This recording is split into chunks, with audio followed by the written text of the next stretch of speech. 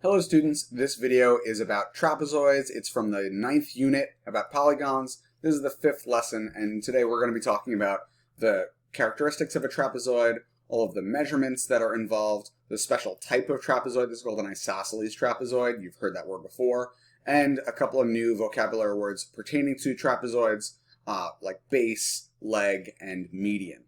All right, let's jump into the lesson.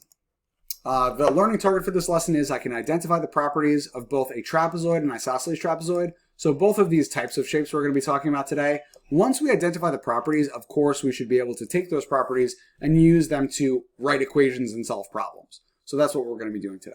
For this do now, it tells us all about parallelogram ABCD, and it gives some measurements here. It asks us to find the measure or determine the measure of angle B. As a hint, as you already know, if you're not given a diagram, you should always draw it. So take a few moments to draw this diagram, label it, try to find a relationship, and then come up with an answer. Take those few minutes, pause the video, and then come back to see if you got it right.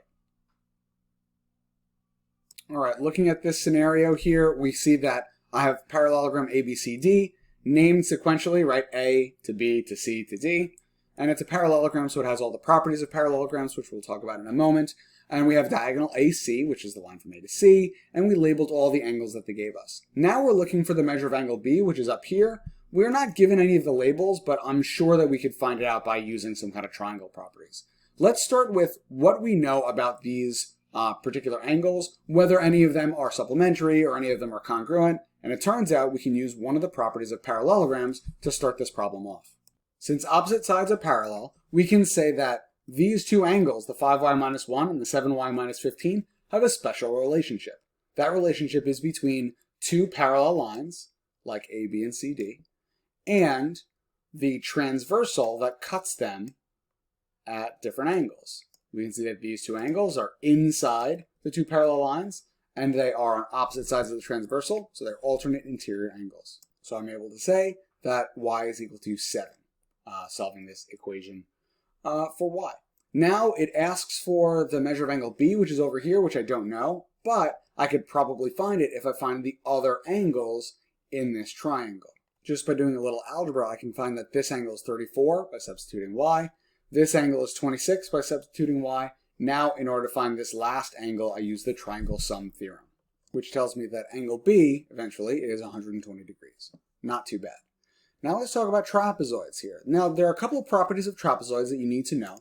And the first is that a trapezoid is a quadrilateral. Remember, quadrilateral means it has 4 sides with at least one pair of parallel sides that are called bases. These bases are the parallel sides. Now a trapezoid technically could be any shape that has only one pair or at least one pair of parallel sides. So if you want to get really technical, a parallelogram is a type of trapezoid, but we usually treat trapezoids as its own separate shape because generally in almost every trapezoid, the legs are not going to be parallel. Okay? So those are called bases. So from now on, we'll call these bases. And the other sides, we usually refer to those as the non-parallel sides, but the other sides that we may not even know that they're parallel, they're called legs. Just like with an isosceles triangle or with any other triangle like a right triangle, we call the other sides legs. The special ones here are called bases. Okay, we also know something about the altitude of a trapezoid. The altitude is the distance from one base to the other base, and that altitude is going to be perpendicular to both bases. Kind of like the altitude of a triangle, right, where it's got to be perpendicular to the base and intersect a vertex. So we've drawn in two different heights or altitudes on this trapezoid here. The third thing you need to know is that all altitudes between a pair of bases are congruent, which makes sense because if you draw a line from here to here and it's perpendicular to both sides, if you draw a line from here to here, it's perpendicular to both sides, draw a line from here to here, it's perpendicular to both sides, it's got to be the same distance away. Why is that? I'll show you. Remember that these two bases are parallel lines. We talked about that before. Since they're parallel lines, they run alongside each other, never touching at all. Which also means that they're always going to be the same distance apart from each other, right? The distance between the two parallel lines here should be the same as the distance between the two parallel lines here. So that means they are always going to be the same distance away. The height is always going to be the same. Last but not least, if we're trying to find the area of a trapezoid, it's base 1 plus base 2 divided by 2 times the height. Remember this base 1 plus base 2 over 2, because we're going to be talking about this a little bit later, coming up very soon. All right, speaking specifically about isosceles trapezoids are a little bit different. As you remember, isosceles triangles are triangles with two congruent sides, and it turns out that isosceles trapezoids are exactly the same. Isosceles trapezoids also have two congruent sides. They're the non-parallel sides, or the legs. So this leg is going to be congruent to this leg. Notice that the two bases don't look like they're the same as each other. They could be, but in almost every single trapezoid, we have the two bases that are non-congruent to each other. It also tells us that both pairs of base angles are congruent. Remember, the base angles from isosceles triangles are the angles that are opposite of the congruent sides. No different here. These base angles are congruent to each other, right? We call these base angles because they're opposite of the isosceles triangle. The isosceles sides. We also know that opposite angles are supplementary, which means these two angles, which are opposite angles of each other, they add up to 180 degrees. We could also say that this angle up here and this angle down here are equal to 180 degrees as well, because they're also opposite angles. And the last piece of information is that the diagonals are congruent to each other, which should make sense to you because in an isosceles trapezoid, this and this are the same size. So these diagonals should also be the same size. They should be the same measures. So the diagonals are congruent. Remembering these facts will be helpful when we solve problems using trapezoids, which we're going to do in, well, just about right now. In model problem number 1, it tells you the cross-section of an attic is in the shape of an isosceles trapezoid. Here's the trapezoid. And remember that isosceles trapezoid piece is going to be something that we're going to be using soon. It tells us that the height of the attic is 9 feet, BC is 12, and AD is 28, and it asks us to find the length of AB to the nearest foot. Pause the video, try this one out, and then come back to see if you got it right. Okay, this one was a little tricky, but it shouldn't be so bad. The first thing you have to do is draw in the height from C to base AD, which is pretty easy to draw in, right? From C to this point down here. And we should notice that this side is congruent to this side because they're both heights of the same trapezoid. We also know that this length from B to C should be the same as this length from E to this unnamed point here. And we should also know that these are all right angles. What have we created here? This is a rectangle, which means if this piece is 12 feet, this piece from here to here should also be 12 feet. I flipped it around so that you could distinguish it from the 28. The next thing I know is the fact that it's an isosceles trapezoid. Since it's an isosceles trapezoid, I know that this side is congruent to this side. I also know that BE is the height of the trapezoid, so that height should be the same as this height. Maybe you see where I'm going with this. But if not, let's give you a little bit more. I know that side AD and side BE are perpendicular, so this is a right angle. I know that side C to whatever this point is and AD are perpendicular, so this is a right angle, which means that these two triangles are congruent to each other. Can you think of the reason why these two triangles are congruent to each other? That's right, it is the hypotenuse leg postulate, because there's a hypotenuse and a leg, and they're both right triangles. So that means that we can figure out the length of AE and this side from this point to D by knowing that AE and this side are going to be the same measure.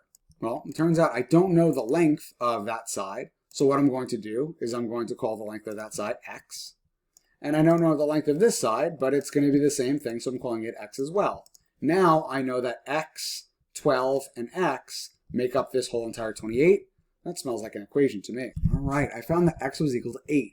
Fantastic. However, I haven't found what the question is asking for, which is finding the length of AB to the nearest foot. I know that AB is here.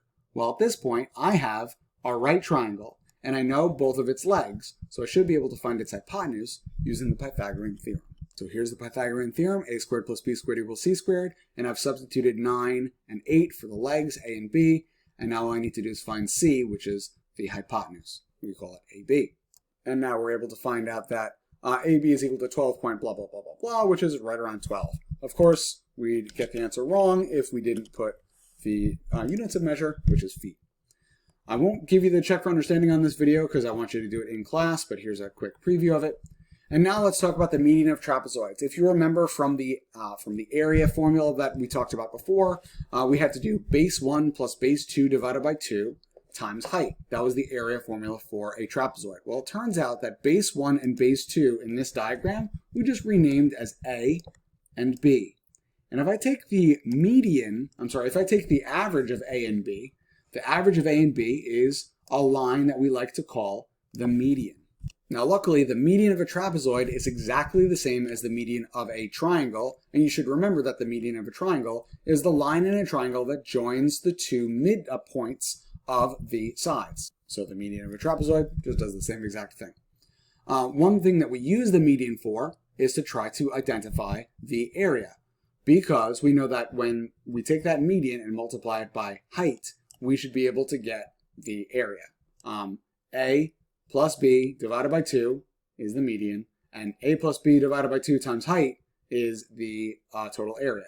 So that's why we're able to simplify the area formula to just M times H. Not too bad. Moving on to the model problem number 2, let's try to identify the length of the median of the trapezoid at right using the facts that we know about medians. Pause the video, try this one out, and then come back to see if you got it right. Okay, we're going to base our entire We're going to base our entire discussion of this problem on this fact. The median is equal to base 1 plus base 2 over 2. Well, I have base 1, I have base 2, and I can divide those by 2, add those together to get the median. So let's start substituting in. There's my substitution. It doesn't look like I can easily divide 29 or x or 13 by 2, so what I'm going to do is multiply by 2 on both sides to get rid of this divided by 2. All right, much better. This 2 eliminates on the right-hand side, and on the left-hand side, it becomes 6x plus 42. Now, here's the solution. All right, setting up and solving an equation, we get x is equal to 0, which is okay because x is a value of a number, and 0 is a number as well. So 3x plus 21 is going to be fairly easy to figure out if x is equal to 0. I can just say, well, if x is equal to 0, 3x is equal to 0, and the length of the median of the trapezoid is 21. Easy peasy. All right. Again, we're not going to do the check for understanding together. Let's jump right to the summary. In the summary, I don't want to give you these answers, but I'll give you some hints. A trapezoid is a quadrilateral with at least one pair of blank sides. I'll contrast this because a parallelogram has 2 of these pairs of sides. For this one, a blank of a trapezoid is a segment drawn from one base to the opposite base and perpendicular to both bases. So it's drawn straight between both bases, and it is the same distance anywhere you draw it in the trapezoid. That's a good hint. And then the formula for the area of the trapezoid is A equals, here's a hint for this one, don't use the formula with median, use the formula with bases. Okay? And that should do it for us today. That was the lesson on trapezoids. That's from the 9th unit on polygons. That's the 5th lesson. All right, folks, good luck studying.